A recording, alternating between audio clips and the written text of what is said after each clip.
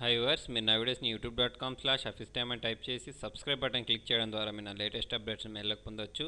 అంతేకాకుండా టైంకంప్యూటర్స్.in అనే వెబ్సైట్ ద్వారా కూడా మీరు నా వీడియోస్ని చూడొచ్చు. చూడండి, ఇవాళ మనం ఒక టేబుల్ని ఎలా డిలీట్ చేయాలో నేర్చుకుందాం. టేబుల్ని డిలీట్ చేయడానికి నేను ఇంతకుముందు మీకు ఒక కమాండ్ చెప్పాను. ఏంటి అంటే డిలీట్ అని ఇచ్చేసి దానిలో మనం ఇట్లా ఇచ్చేస్తాం కదా, DELETE. ఓకే, డిలీట్ అని ఇచ్చేసి డిలీట్ ఫ్రమ్ అని ఇచ్చేసి ఫర్ ఎగ్జాంపుల్ నేను ఎంప్లాయీ అనే టేబుల్ని డిలీట్ చేసేయాలి అంటే అక్కడ ఇచ్చేయండి. ఓకేనా, EMPLOYE అని ఇచ్చేసి ఎంటర్ ప్రెస్ చేస్తే ఏమవుతుందని చెప్పాను, మొత్తం డిలీట్ అయిపోతుందని చెప్పాను. ఓకేనా, అలా కాకుండా ఇలా ఏదైనా ఒక కాలంని రోని డిలీట్ చేయాలంటే ఎలా కూడా చెప్పేశాను కదా. అయితే చూడండి, నేను ఇక్కడ డిలీట్ చేసిన దాన్ని మళ్ళీ తెప్పించుకోవచ్చు. అంటే పర్మనెంట్గా డిలీట్ చేయకుండా అంటే మళ్ళీ తెప్పించుకోవచ్చు. ఎలా తెప్పించుకోవచ్చు అంటే చూడండి, ఇక్కడ నేను ఎంటర్ ప్రెస్ చేశాను. ఎంటర్ ప్రెస్ చేస్తే చూడండి 4 rows డిలీటెడ్ అని వచ్చేసాయి. ఎందుకంటే నేను ఇక్కడ ఎంప్లాయీ అనే టేబుల్లో 1 2 3 4 rows ఉన్నాయి కాబట్టి 4 rows డిలీట్ అయిపోయాయి.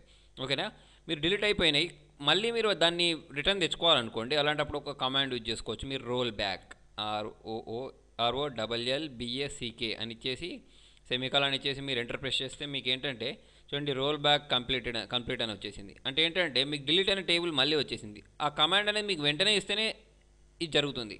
అంటే మీరు డిలీట్ చేసిన వెంటనే ఈ కమాండ్ ఇస్తేనే మీకు ఇది వర్క్ అవుతుంది. ఓకేనా, గ్యాప్ ఇస్తే మాత్రం వర్కౌట్ అవ్వదు. ఓకేనా, చూడండి దానికోసం మళ్ళీ మనకు ఆ టేబుల్ ఉందో లేదో చూద్దాం. సెలెక్ట్ * ఫ్రమ్ ఎంప్లాయీ సెమికోలన్ ఇచ్చేస్తే చూడండి నాకు మళ్ళీ ఇది వచ్చేసింది.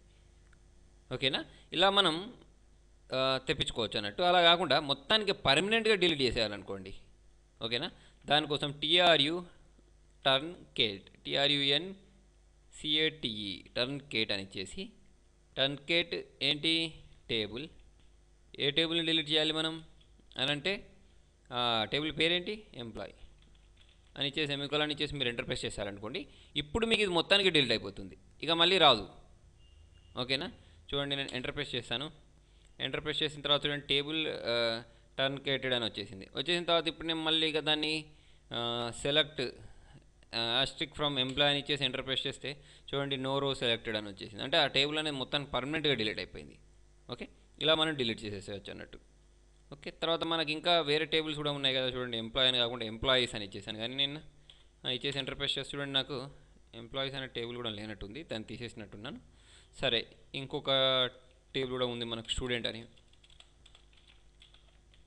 ఇచ్చేసి ఎంటర్ ప్రెస్ చేసి చూడండి నాకు స్టూడెంట్ టేబుల్ వచ్చేసింది. ఓకేనా, ఈ స్టూడెంట్ టేబుల్లో నుంచి మనకు ఏదైనా ఒక పర్టికులర్గా ఒకటి తీసేయాలి అంటే ఒక రోని కానీ ఒక కాలంని కానీ తీసేయాలంటే ఏమని చెప్పాను, డిలీట్ అని ఇచ్చేసి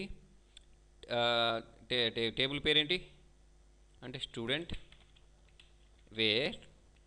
ఇప్పుడు మీకు ఏ కాలం తీసేయాలి అంటే దేన్ని తీసేయాలి అంటే దాన్ని తీసేసుకోవచ్చు. అంటే ఏ నేమ్ని కావాలంటే ఆ నేమ్ తీసేసుకోవచ్చు. ఓకే, ఇక్కడ మనం ఎవరు అంటే పీ నేమ్ అంటే నేమ్. ఓకేనా, where name equal to single inverted కామాస్లో మీరు ఏ నేమ్ని డిలీట్ చేయాలో ఆ నేమ్. ఓకేనా, కాజల్ అని ఇచ్చేసి సింగిల్ ఇన్వర్టెడ్ కామాస్ క్లోజ్ చేసి ఎంటర్ ప్రెస్ చేస్తే ఏంటంటే మీకు ఆ ఒకటే రికార్డ్ డిలీట్ అయిపోద్ది అన్నట్టు, మొత్తం డిలీట్ అవ్వకుండా. ఓకేనా, ఇప్పుడు మీరు దీన్ని ఎంటర్ ప్రెస్ చేశారనుకోండి. ఎంటర్ ప్రెస్ చేసిన తర్వాత అది డిలీట్ అయిపోయింది కదా, సెమికోలన్ ఇవ్వలేదు నేను, అందుకోసం డిలీట్ అవ్వలేదు. ఎండింగ్లో సెమికోలన్ ఇవ్వాలి కదా, ఇచ్చేసి ఎంటర్ ప్రెస్ చేస్తే ఆ రో అనేది డిలీట్ అయిపోతుంది.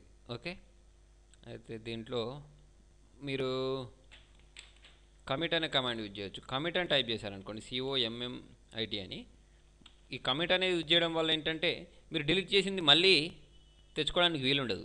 ఇంతకుముందు నేను చెప్పాను చూసారా, రోల్ బ్యాక్ కమాండ్ ద్వారా మళ్ళీ తెచ్చుకోవచ్చని. ఈ కమిట్ అనే కమాండ్ యూజ్ చేసి మనం ఏంటంటే మొత్తానికి తెచ్చుకోవడానికి అంటే మళ్ళీ రికవరీ చేసుకునే ఆప్షన్ తీసేయచ్చు అన్నట్టు. ఓకేనా.